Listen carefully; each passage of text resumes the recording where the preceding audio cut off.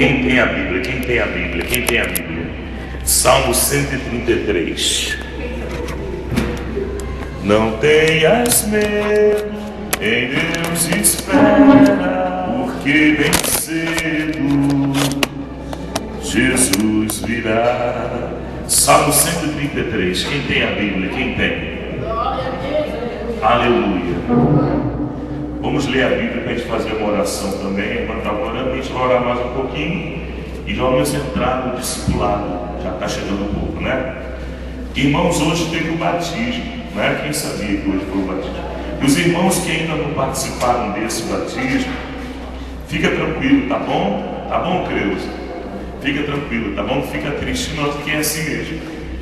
Tem igreja por aí que batiza de qualquer jeito, mas aqui a gente espera um pouquinho a pessoa ficar bem consciente para depois cumprir a justiça de Deus. Jesus, ele disse, né? Ensinando-os e batizando-os em nome do Pai, do Filho e do Espírito Santo. Então, primeiro tem que ter esse processo.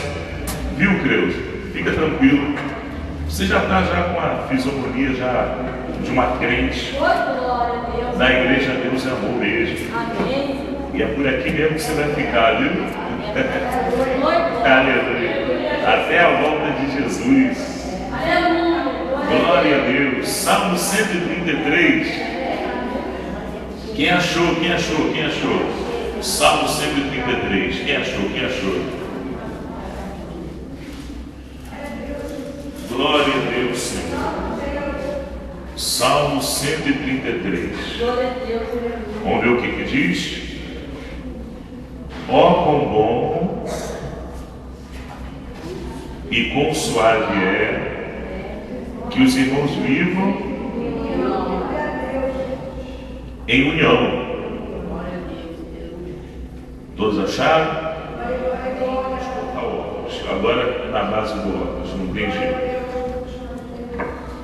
A gente vai ficando mais novo, né? E vai precisando usar o óculos. Apesar que eu operei a vista, né? No meu caso não é nem esse. Vamos lá. A excelência do amor fraternal é o título. Cântico dos degraus de Davi. Ó, quão bom e quão suave é que os irmãos vivam em união. É como óleo precioso sobre a cabeça, que desce sobre a barba de Arão, e que desce a orla das suas vestes, como o orvalho do Hermon, que desce sobre os montes de Sião, porque ali o Senhor ordena a bênção e a vida para sempre. Que bênção. A Elane está firme ali também, né, Elane? Isso aí, fica firme mesmo, viu? A Elane, desde quando ela chegou aqui bebê, eu já orava para Deus ele firmar a Elane na igreja. Então você que é pai, você que é mãe, ora pelo teu filho enquanto ele está novo. Tem muita gente orando por você, é verdade. Mas ora pelo teu filho, tá bom? Vamos orar. Todos dando glória, glória, glória, glória. Ó Deus, aleluia, raca lama subclama. Isso, vai clamando, vai clamando. Orianda e clama, subclama. Glória, glória, glória, glória, Jesus. Louvado seja Deus, louvado seja Deus, aleluia.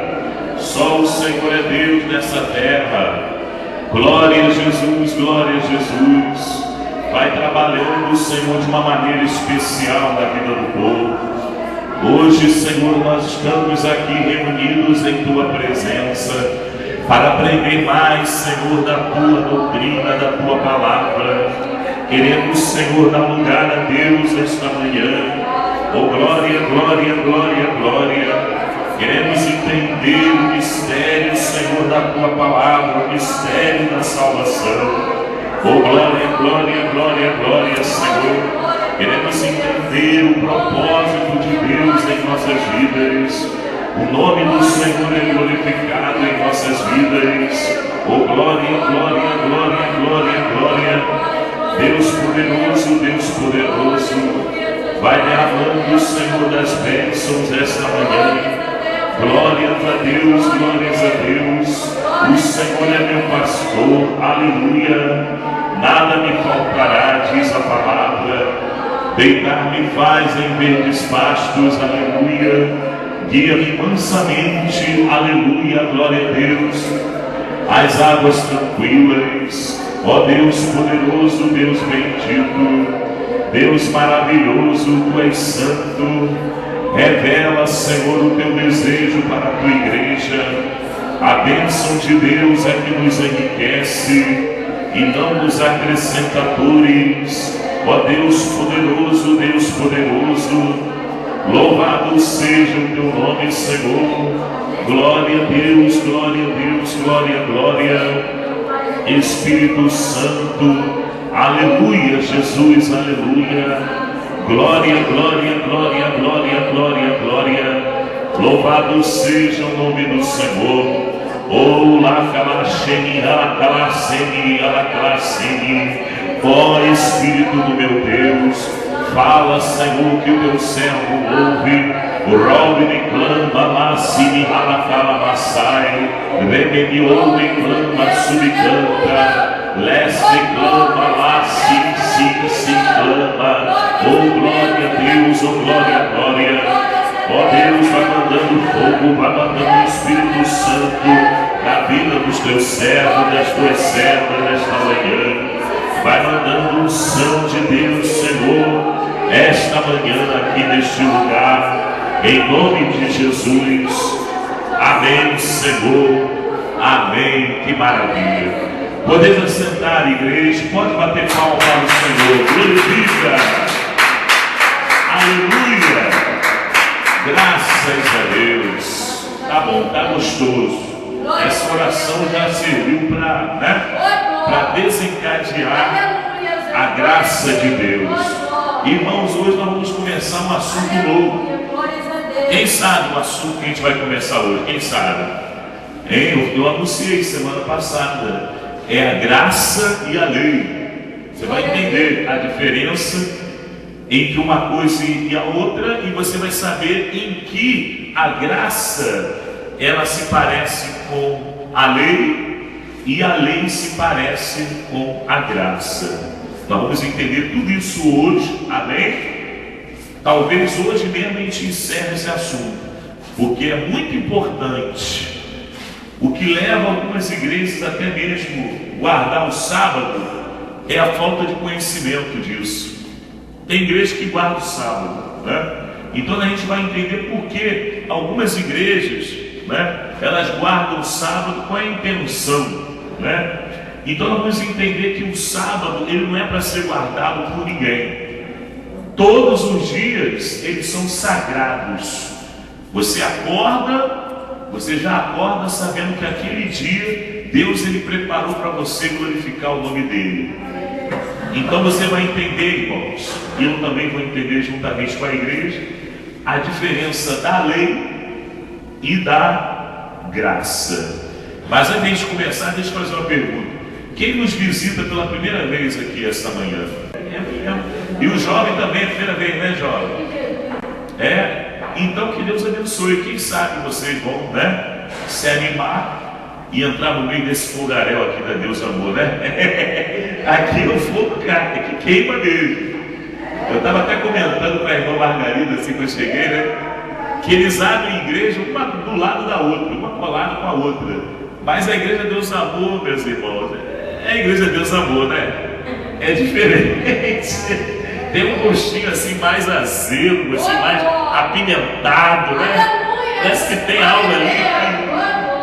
Parece que Jeová caprichou mais um pouquinho, né? Mas que Deus abençoe os irmãos que estão, né, participando. Mas todos nós somos filhos de Deus, né? É claro, né?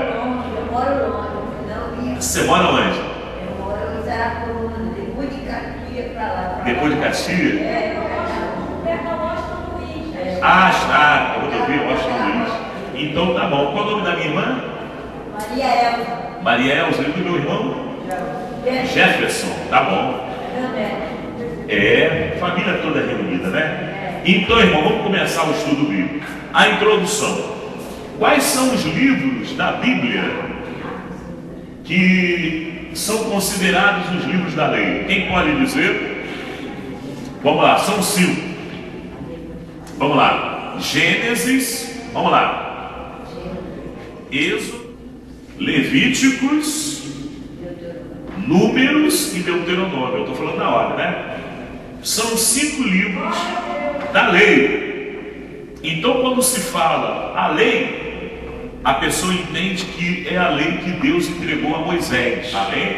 Agora veja bem, o livro de Gênesis conta a história da criação. É claro que Moisés não estava lá, não é verdade? É claro, Moisés não estava lá, né? No livro de Jó, o próprio Deus, ele conversando com Jó, ele diz: onde estavas tu, Jó, quando eu criei os fundamentos da terra? Onde estavas tu, Jó, quando as estrelas de Deus cantavam e se alegravam na minha presença? As estrelas de Deus, você já sabe quem são, né? São os anjos. Então é claro, Moisés não estava lá quando Deus criou o mundo.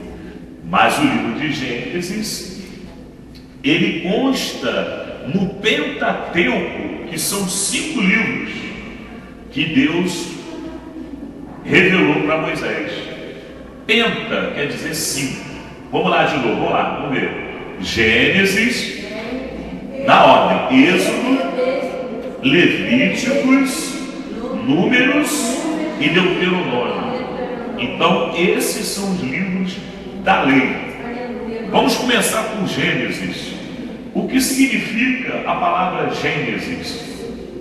A palavra Gênesis significa começo, princípio. Então, quando a pessoa vai gerar, né, ela está fazendo uma Gênesis, ela está começando, ela está iniciando um processo.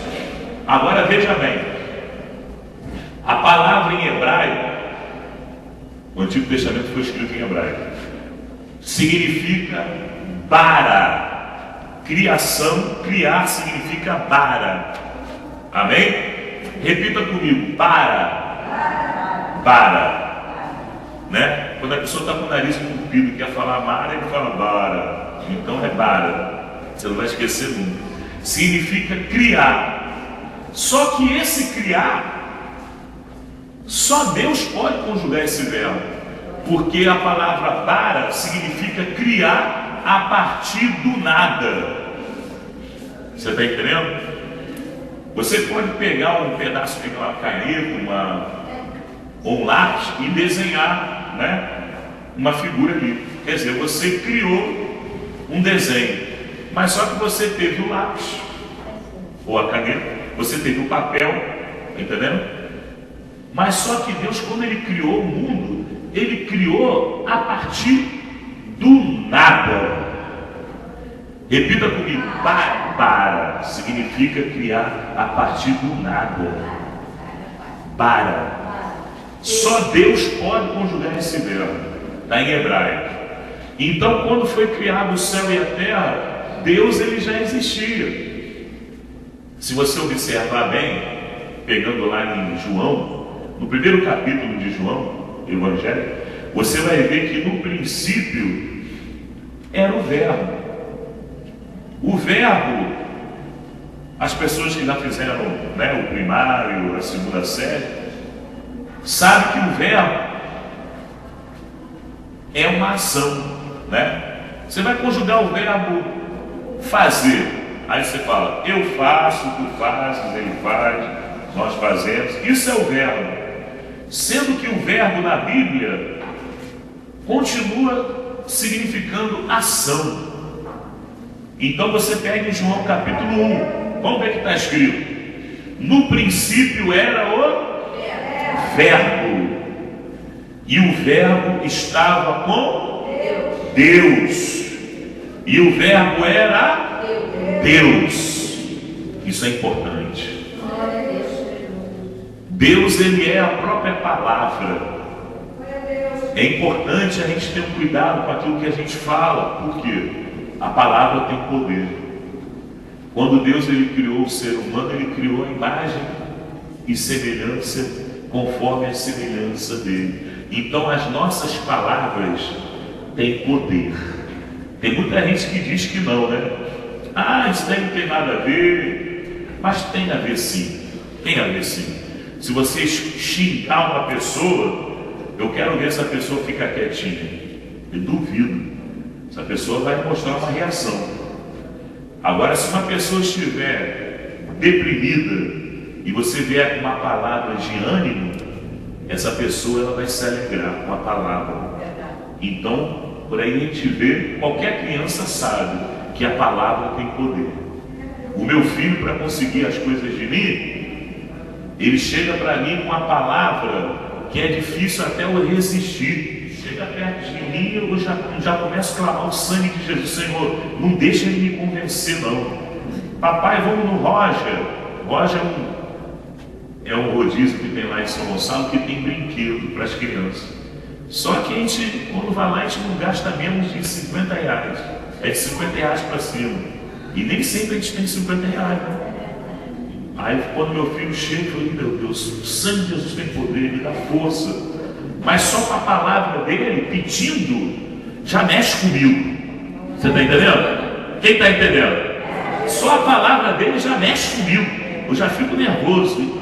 Papai, vamos papai, hoje é dia 20, não sei o que, e vem com aquele, né? Então a palavra, irmãos, ela tem poder sim. Tem poder sim. Pode ser a palavra do homem e pode ser a palavra de Deus. As duas palavras têm poder sim.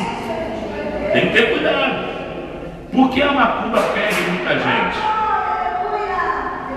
Por que a macumba pega em muita gente? Porque muitas vezes a pessoa ela não está revestida com o poder de Deus. Você está entendendo? Não está revestida, a macumba pega. Ah, mas a macumba não existe. Irmão, a macumba existe, irmão. Não exagera, calma.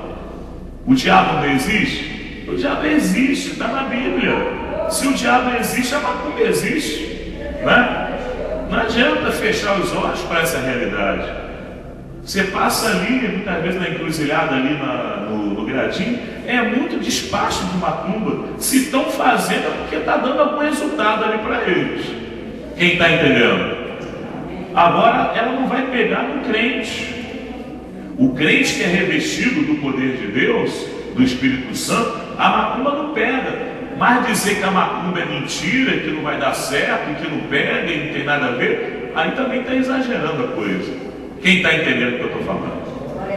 Então a palavra, tanto para bem quanto para mal, ela tem poder sim. Amém, igreja? Então o mundo foi criado pela palavra. A palavra de Deus ela é sobre todo tipo de palavra. Quando Deus ele determina algo, nada pode deter a palavra de Deus. Você está entendendo? O crente não precisa ficar com medo da macumba, mas também não pode ignorar. Se você sabe que no mês de setembro tem o Corre Damião, né? Logo, logo vai começar, se não já começou, não sei, é final de setembro, né? Isso é 27, né? A mãe da Elaine está por dentro. Não pode dar doce para as crianças não e nem comer. Ah, mas eu estou coberto com sangue. Tudo bem, você está coberto com sangue. Mas você sabendo que aquilo ali é sacrificado aos ídolos, você vai lá e vai pegar um saquinho, você vai correr atrás, hein? Joga aquilo para mim. Não. Você simplesmente você vai se afastar dessas coisas. Que é maldição. Oi? Não é isso? É maldição, né, irmãos? Então você vai se afastar dessas coisas. Agora, se você comer sem saber, aí tudo bem, você está tranquilo, né? Se você não sabe, Deus ele te dá o livramento. Mas a pessoa sabendo que aquilo ali é sacrificado aos ídolos, você vai lá, me dá aí uma balinha que eu tenho certeza que vai ter problema. A época do ano que morre mais criança é 7 de setembro e outubro, né? Pega doença de tudo quanto é jeito, é coqueluche, é cachumba, você pode observar. Daqui a pouco está cheio de criança com sarampo, pode ver. Sarampo, catapora, pode ver. Estropelamento, né? No meio da rua, né? Oi? Estropelamento no meio da rua. Sem falar disso, né, irmão? Disso aí. Sem falar de atropelamento. Então isso daí, sabe o que é? É influência de uma palavra de maldição. Quando consagra lá o doce lá para o herê, né, que é o corpo da Damião, a palavra de maldição atinge a pessoa, mas a palavra da bênção, ela também tem a sua influência. O crente ele deve estar sempre contando vitória. O crente tem que estar sempre dando testemunho das grandes obras que Deus, que Deus realiza na vida dele. Porque essas palavras, elas vão ter efeito positivo. Palavra de vitória. Então, o mundo foi criado pela palavra. E Deus, ele pela sua graça, pela sua infinita graça e pelo amor que ele demonstrou, ele criou o ser humano. Mas Deus, ele só foi criar o ser humano no sexto dia. No princípio, Deus, ele criou o céu e a terra. A terra era sem forma e vazia. Agora veja lendo lá na notícia, na internet, que os cientistas, eles fizeram um teste lá em Genebra, lá na Suíça, e lá na Itália, no laboratório subterrâneo na Itália, vendo se existia algo que fosse mais rápido do que a velocidade da luz. Pela teoria de Einstein, né, nada seria mais rápido do que a luz, pela teoria de Einstein. Mas já caiu por terra a teoria de Einstein. O homem que era considerado já foi eliminado. Já descobriram algo mais rápido do que a luz. É uma partícula chamada neutrino, que faz parte do átomo, no centro do átomo, que eles apostaram corrida de um facho de luz e um neutrino de Genebra, que fica lá na Suíça, uma distância de 270 quilômetros, apostando corrida para ver quem chegava mais rápido, ou a luz ou o neutrino. Sabe que o neutrino ganhou? Ganhou por 6 quilômetros. Então o que quer dizer isso, irmãos? Quer dizer que a luz, para ela existir, tem que ter algo antes dela. Então, antes de Deus ele criar as coisas, você pega no livro de Gênesis para você ver a primeira ordem que Deus deu. Vê aí para ver se eu não estou falando certo. A primeira ordem que Deus deu, Gênesis, lá no primeiro capítulo da Bíblia. Qual foi a primeira ordem que Deus deu? Quando ele começou o processo da criação, qual foi a primeira ordem que Deus deu? Haja luz. Então a primeira ordem que Deus deu foi: haja luz.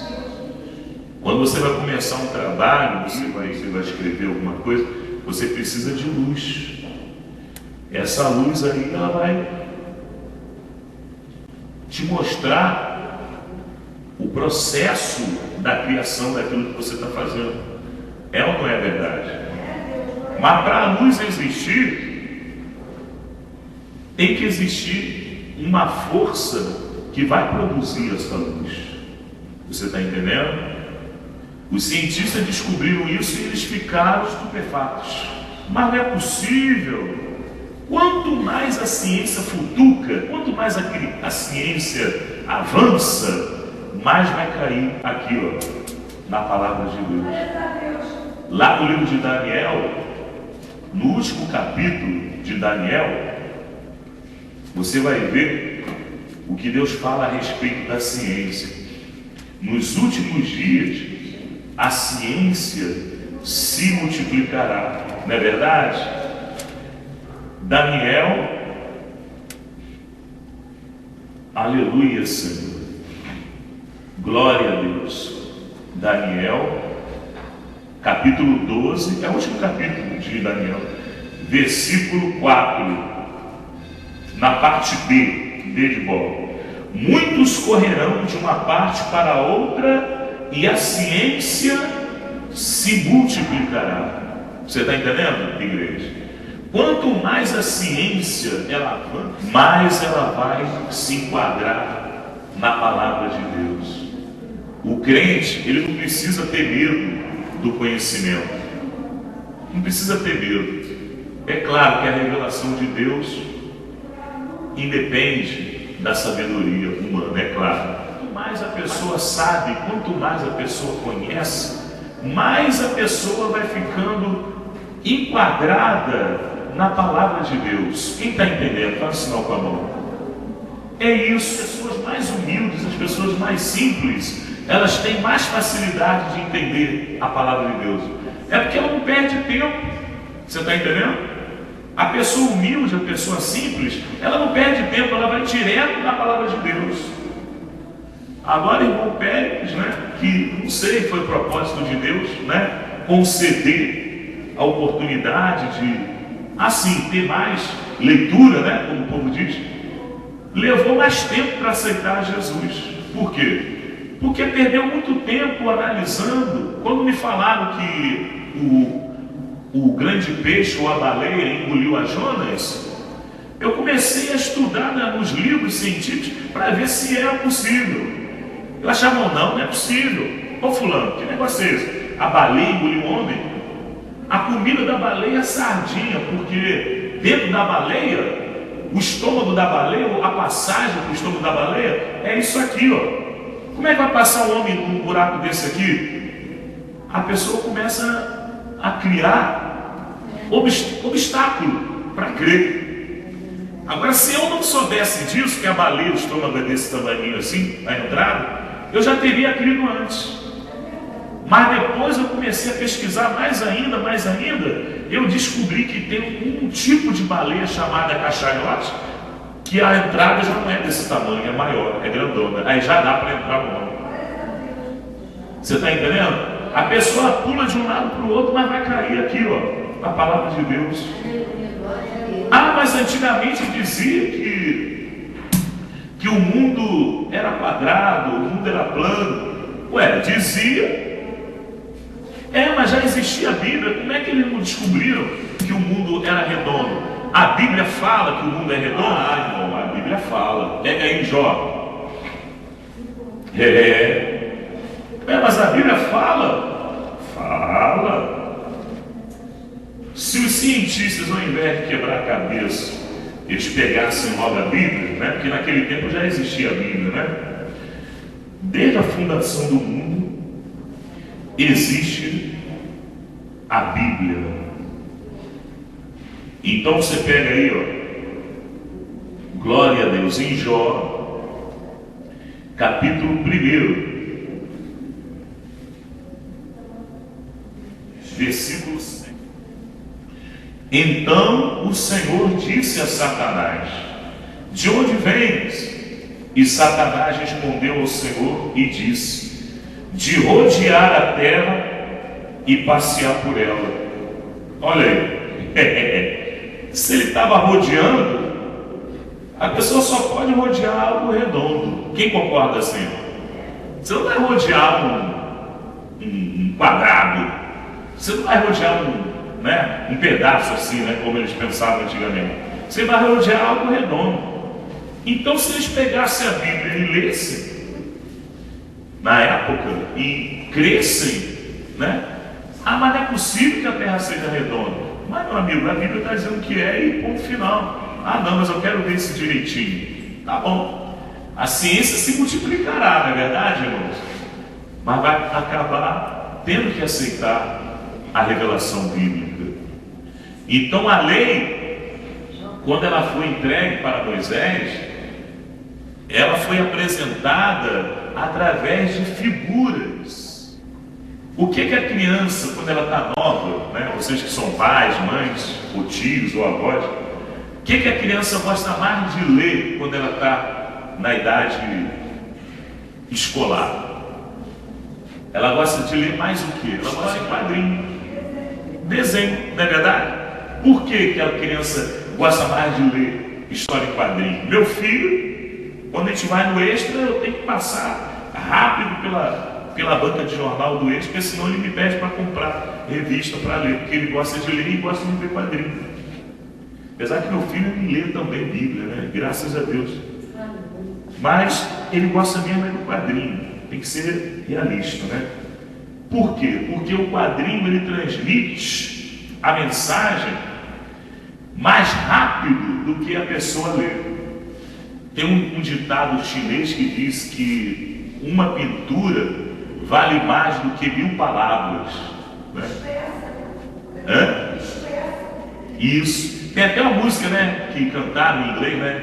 If a picture paints 1,000 words, né? Se uma pintura, ela transmite milhares de palavras.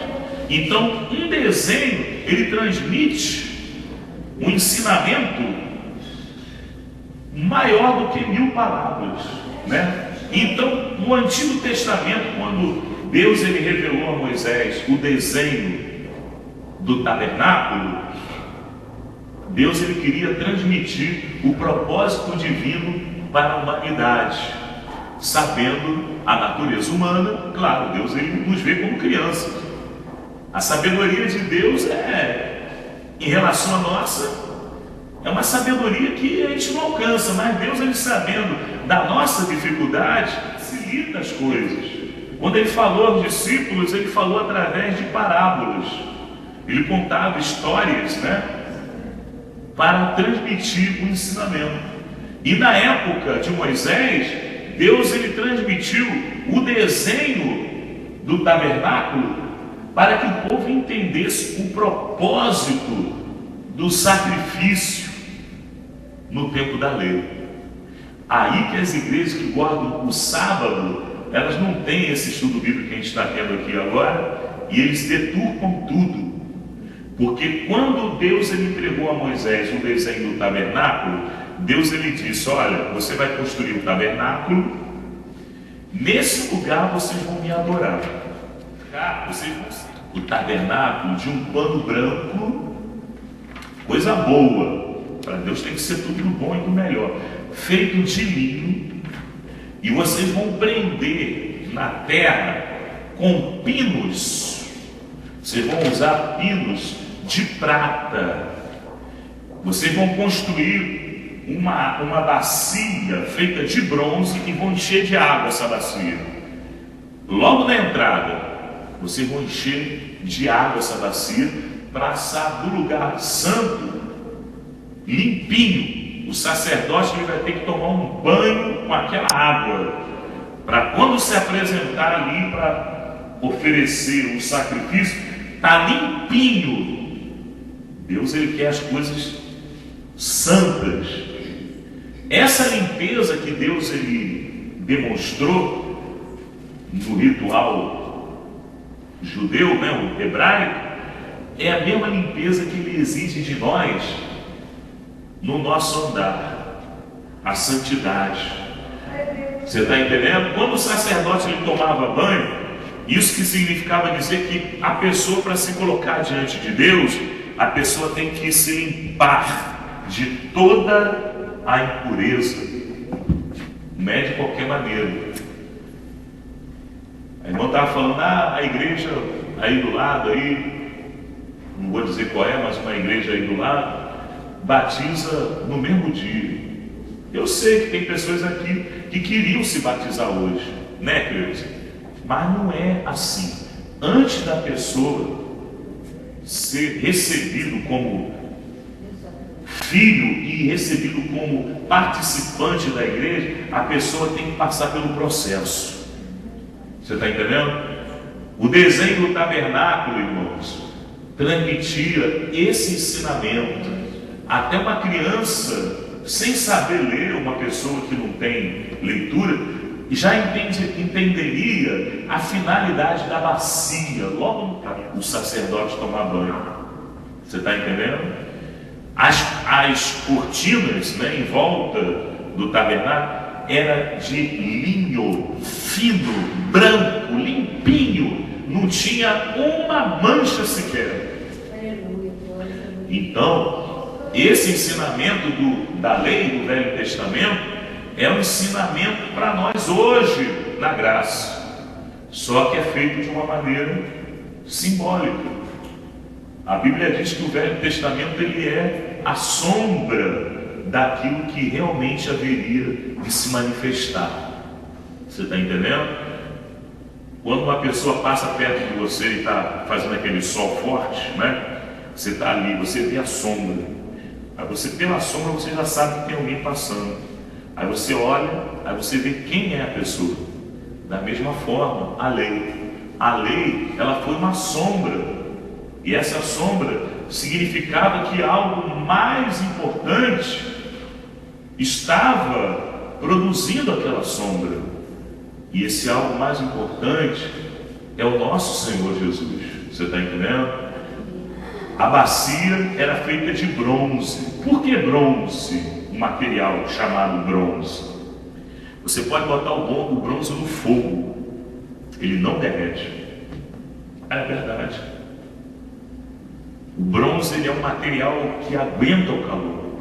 Se você pegar esses fios aqui, ó, você cortar, você vai ver a cor dele, você vai ver o material que é feito. É tudo feito de bronze, cobre, né? O bronze ele é uma mistura de cobre e zinco, sendo que o bronze da Bíblia ele tinha mais cobre do que qualquer outra coisa. Só que hoje cobre é caro, né? Eles tinham em abundância. Então o bronze ele aguenta o calor. Por que o fio é feito de bronze? Para ele aguentar a corrente elétrica que vai esquentar, né? E não tem um problema de dar um curto-circuito ou derreter. Ele aguenta mais, né? De vez em quando derrete, de vez em quando, né? Mas é porque já não está mais aquele bronze, né? Já tem muita mistura, né? Então, quando a bacia ela foi feita de bronze, havia também, irmãos, um significado espiritual para isso. A pessoa que passa pelo fogo, ela está sendo ali provada. A nossa salvação, ela foi provada. Quando no Calvário, quando ele sofreu tudo aquilo, ele estava ali sendo provado e ele venceu. Assim como o bronze ele aguenta o fogo, ele aguenta, né, as altas temperaturas, o nosso Senhor Jesus ele aguentou todo o fogo da provação do Calvário. E no final ele disse: olha, está tudo consumado. Quer dizer, ele conseguiu vencer o sofrimento, até mesmo, irmãos, o afastamento temporário de Deus, né? Na hora que Jesus ele recebeu todos os pecados da humanidade, como a ovelha sacrificada, a ovelha muda, naquela hora o próprio Pai virou o rosto. Foi fração de segundo, mas esse foi o pior momento da cruz, quando o Filho, que já tinha comunhão com o Pai desde a eternidade, ele se ausentou da presença do Pai, porque o Pai não pôde olhar o Filho no momento em que ele recebeu os nossos pecados. Lá no Salmo 22, você observa o Senhor Jesus, né? O Salmo 22, ele dando aí uma visão profética daquilo que Jesus exclamou na cruz. Salmo 22, quando Jesus gritou: Eli, Eli, lama sabachthani. Ele estava cantando ali.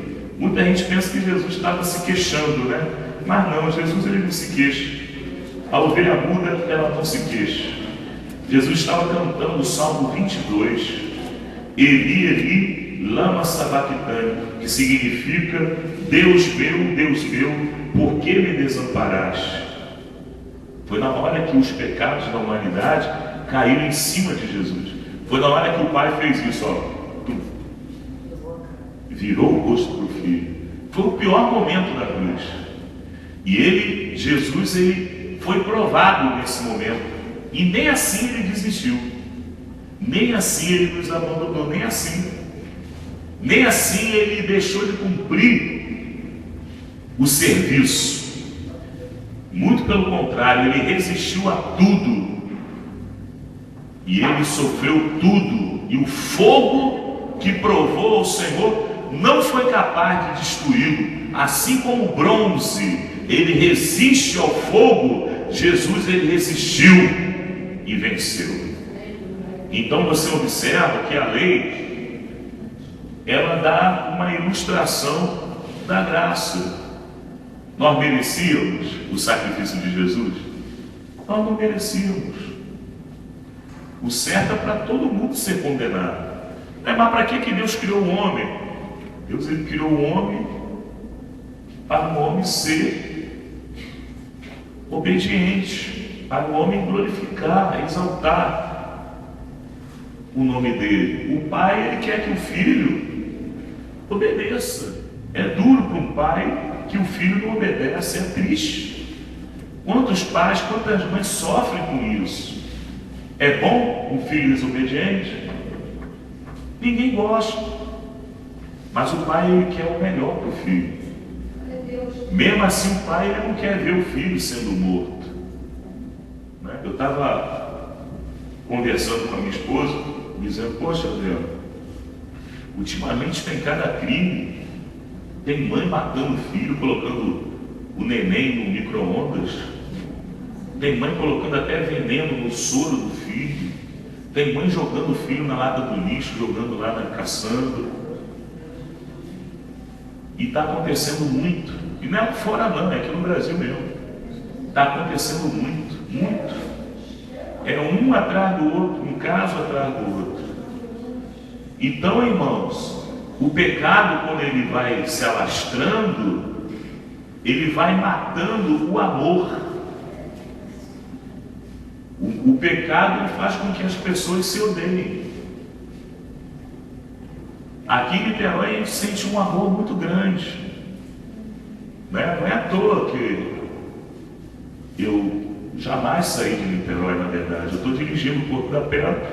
Acabou esse negócio de sede, Graças a Deus por isso, claro, Mas a gente sempre faz uma visita, a gente sempre ajuda naquilo que a gente pode ajudar, tá entendendo?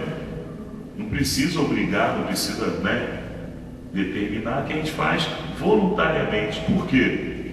Por causa do amor. Pura e exclusivamente por causa do amor. Ninguém é obrigado a fazer nada. Eu não sou obrigado a estar aqui, ninguém me obrigou. Eu vim porque eu amo. Só isso. Amor. Não é bonito o amor? Não é bonito o amor? Foi esse amor que fez com que Jesus suportasse. Aquela bacia de bronze, logo no começo, logo na entrada do tabernáculo, representava o amor de Jesus que suportou tudo.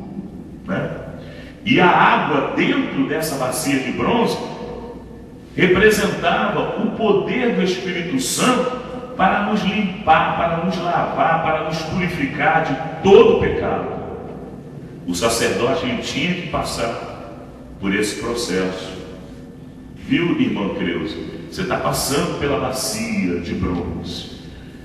E aí, depois que a pessoa passa pela bacia de bronze, ela vai encontrar logo adiante um altar. Agora sim. Nesse altar, a pessoa apresenta o sacrifício. E na lei, o sacrifício era um animal que eles matavam e derramavam o sangue desse animal. Pegavam o cordeiro, é o animal mais manso. Faz seus irmãos aqui, é o cordeiro. Por quê? O cordeiro ele nem berra. Ele nem berra. O cordeiro, você pega o cordeiro, você mata o bichinho, ele nem berra. É diferente do porco. Quem já viu matando o porco? É horrível, não é? Quando era criança, eu via o pessoal matando. Ouvia. Ficava tudo sujo de sangue atrás da casa da minha avó. E o bichinho gritava. Era uma coisa horrível. Quem já viu? Já ouviu? Era horrível, irmão.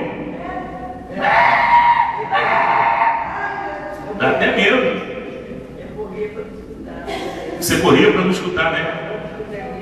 Eu ficava apavorado. Mas chegou a ver, não?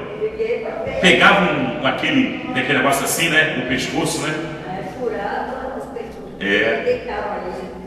Até os meus tios, né? Os meus tios que matavam, assim, depois que eles matavam, eles vinham com uma cara diferente. Dava até medo de olhar para o rosto deles. Aquela cara assim, meio. Era demônio, né? Hoje a gente sabe que era demônio. Mas na época eu não sabia, não entendia, não era crente. Já a ovelha, irmãos, ela passa por um processo sem abrir a boca. Ela morre, tadinha, sem gritar. Por isso que o porco é um animal imundo pela lei. É claro que você pode comer carne de porco, tá bom? Fica tranquilo. Eu não como porque eu não gosto mesmo. Mas você pode comer carne de porco. Porque na época da lei, nem toda carne poderia ser comida, né? Certos animais eram considerados imundos, né? Segundo a lei. O avestruz era considerado imundo, mas hoje tem restaurante aí. Se você pedir um prato lá com carne de avestruz, você vai ver quanto é que está.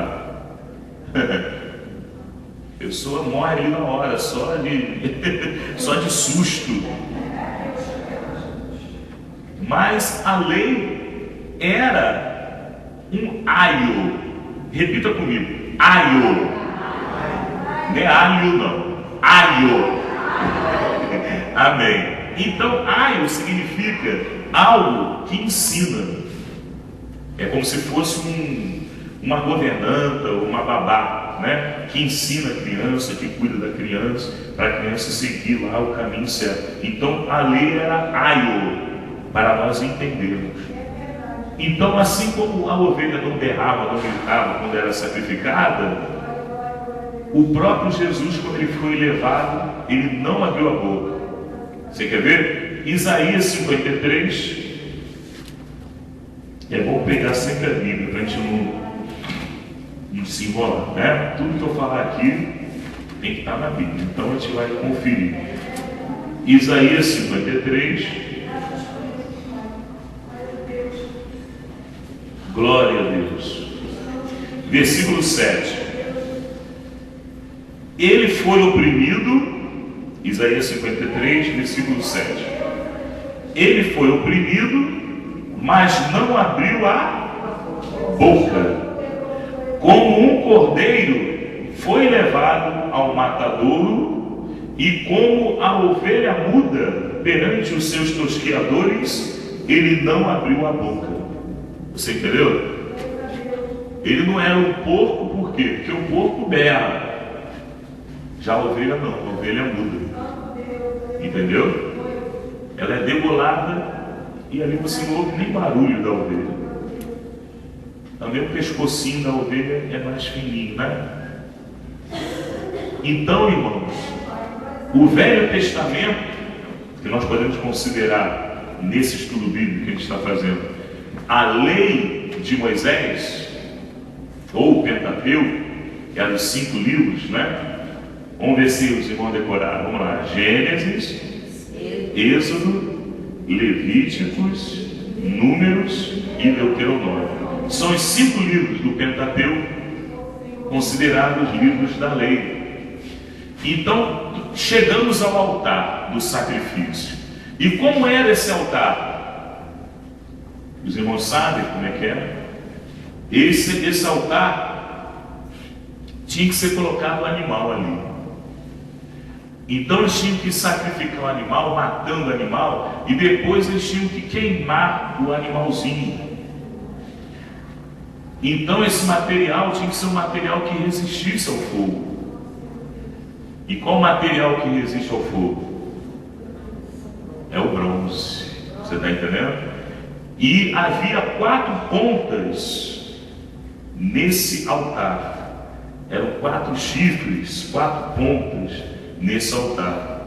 E a Bíblia, ela considera o chifre como sendo um sinal de poder. Quem entendeu, diga amém. É o sinal de poder. Então o chifre era o sinal do poder. E havia 4 no altar.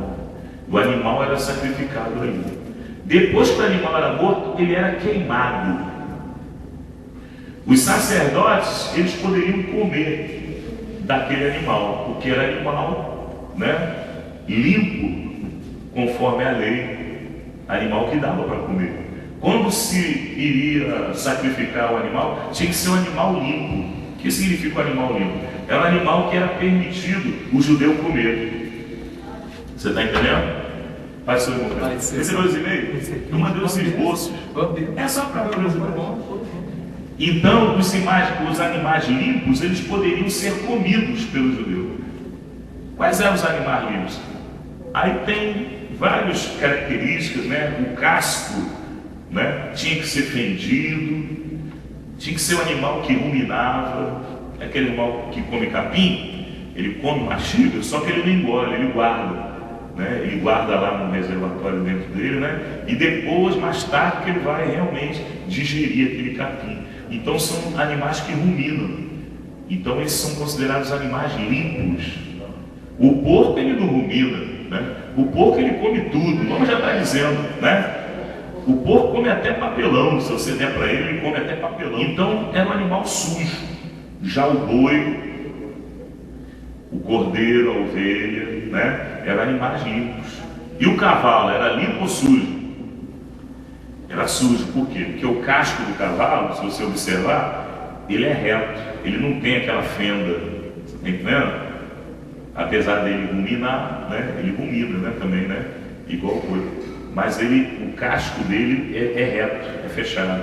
Então, segundo a lei, o cavalo era considerado imundo para a comida, você está entendendo? Então, dessa forma, ele também não poderia ser sacrificado.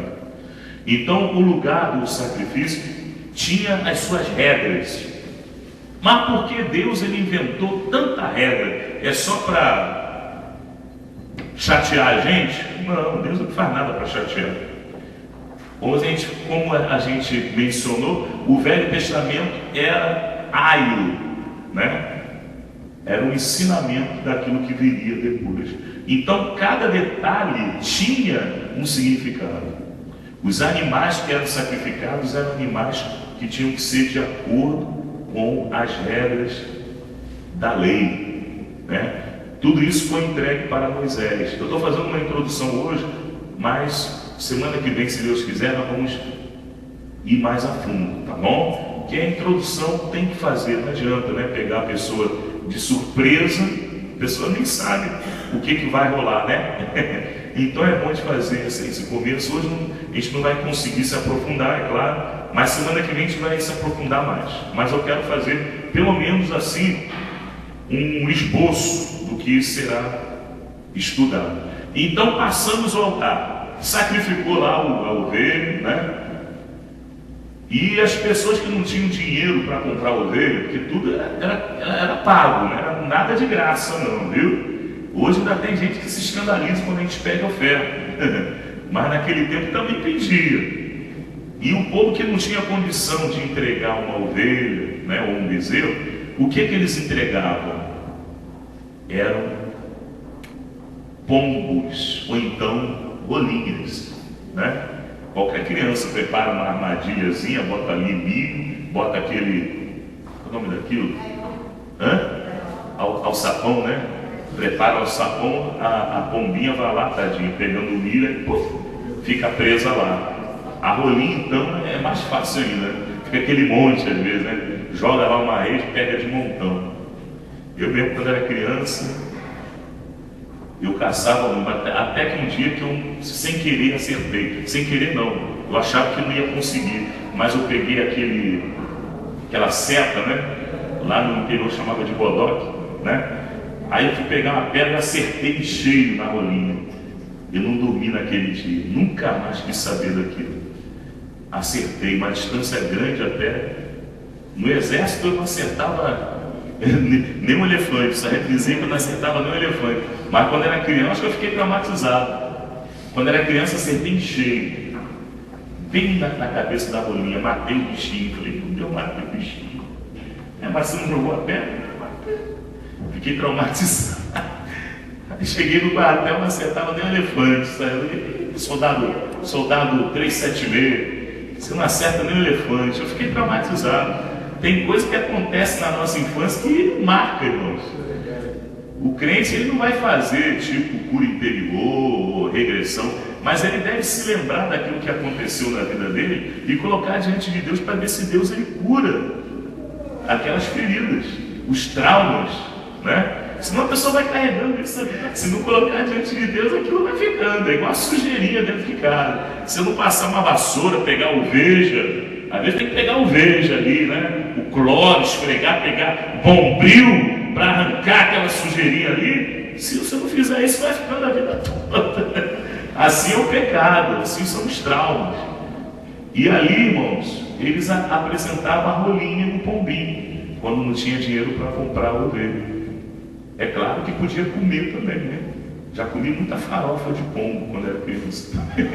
Mas era meu tio que fazia, eu não sabia não. Depois que eu soube, eu fiquei com pena. Mas lá no Nordeste eu comia nambu, comia, lá não tinha tatu, comia tatu com farofa, botava pimentinha. Tudo que você bota pimenta lá, desce. Até cobra. Que rodelinha é essa aí? Come aí pra tu ver. Tá bom, né? É cobra. Qual era a cobra? Lá no Nordeste não tinha essa não. Eu morei 4 anos e meio. Eu não tenho muita coisa com comida não. O que vier eu como mesmo. Tem essa não. Eu aprendi a ter e aprendi a não ter. Quem está entendendo, diga bem. Então, irmãos, passou o altar do sacrifício. Vamos chegar logo no Santo dos Santos. Aí, para chegar no Santo dos Santos, tinha um véu. Esse véu, ele era todo bordado com querubins, desenho de querubins, bordado com fios de ouro. Você está entendendo? O que representa o ouro? O ouro representa a realeza. Então, para atravessar aquele véu, tinha que passar, né? E tinha que estar já preparado para atravessar o véu. Porque só poderia atravessar o véu uma vez por ano, não é isso? E só o sumo sacerdote. Então, o sumo sacerdote, para passar pelo véu, ele tinha que oferecer sacrifício antes, logo naquela entrada que a gente falou, né? Passou pela bacia e tal, fez o sacrifício. Tinha que apresentar sacrifício pelo povo de Israel todo e tinha que fazer sacrifício por ele mesmo. Porque se ele atravessasse aquele véu, Pai do Senhor, de qualquer maneira, ele era fulminado, ele era morto lá dentro. Então tem que ter muito cuidado. Na hora de chegar na presença de Deus, não pode ser de qualquer maneira. É isso que nós procuramos ensinar na Igreja Deus Amor. Não pode batizar de qualquer maneira também, não. Não vale a pena, não vale a pena. Nós já temos experiência, nós sabemos pela Bíblia e pela experiência mesmo, né, que não vale a pena a pessoa se batizar de qualquer maneira. É pior. Tem que esperar. Pega aí a sua Bíblia em Levíticos capítulo 10, para você ver o que acontece quando a pessoa apresenta fogo estranho. Nadab e Abiú morrem diante do Senhor. E os filhos de Arão, eles eram sacerdotes. O sacerdócio era da tribo de Levi, que eram os parentes de Arão. Você está entendendo? Que era irmão de Moisés, da tribo de Levi. Então, para ser sacerdote, tinha que ser da tribo de Levi. Então, vamos ver o que aconteceu quando os filhos de Arão